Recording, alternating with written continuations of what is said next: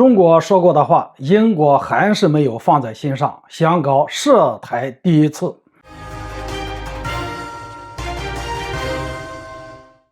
大家好，我是肖映华。中国说过的话，看样英国没把它当回事，苏纳克竟然踩上红线，也想不远万里来介入台海。最近一段时间，美国拉起反华统一战线的迹象越来越明显了。美国跟台湾当局的眉来眼去，自然不必多说。除此之外呢，美国又是暗中撮合日韩和解，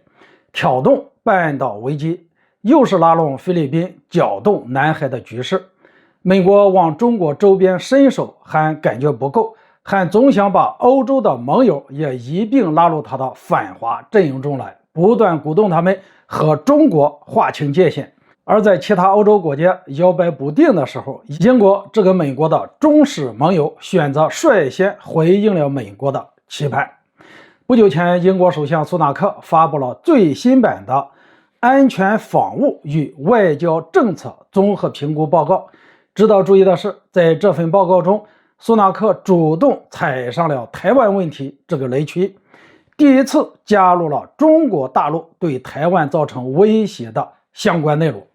对中国的定位也从系统性挑战升级到划时代的挑战。这些对华强硬的论调显然会让中英关系转向非常不利的方向。看来中国说过的话，英国还是没有放在心上，更没有引起足够的重视。早在今年2月，我国外交部长就跟英国外交大臣克莱弗利通了电话，强调中国不是英国所谓的挑战和威胁，也告诉了他们中英两国保持良好的关系，无论对国家还是对世界来说都有着非常重要的意义。所以希望英国能够对中国建立起正确的认知，和中国相向而行，推动两国关系走向更积极的方向。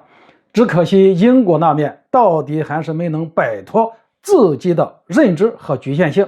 依然把美国视为前进的灯塔，殊不知自己已经一头撞上了不归路。要知道，英国如今国内的状况一团乱糟，脱欧后遗症以及特拉斯在任期内的烂摊子都给英国经济造成了沉重的打击，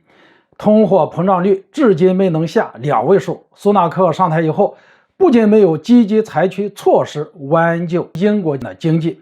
反而加大了援助乌克兰的力度。苏纳克大手一挥，好像是很豪气，可英国肩上增加的负担可是实打实的。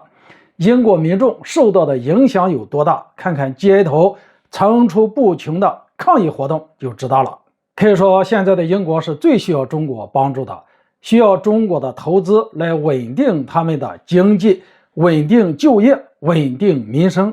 而这些都是现在的美国给不了的。可苏纳克还是要一脚踩上中国的红线，对台湾问题指手画脚，极力祸乱台海局势，但实际上却是在自掘后路。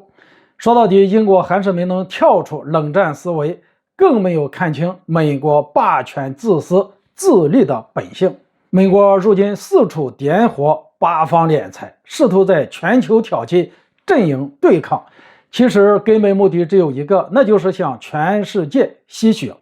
这吸血对象不会把敌我分得那么清楚，当美国难以从被他们视为对手的国家身上吸血的时候，围绕在他们身边的盟友们就是他最喜欢的吸血对象。如今将要在俄乌冲突中被榨干的欧盟就是最好的例子。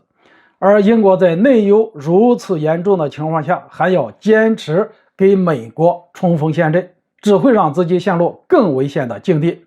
这最终的恶果只有苏纳克政府自己去承担，英国民众则成了最大的受害者。这么不负责任、不顾民生的政府，一定会受到英国人民的最终审判。好了，今天就说到这里，咱们下次见。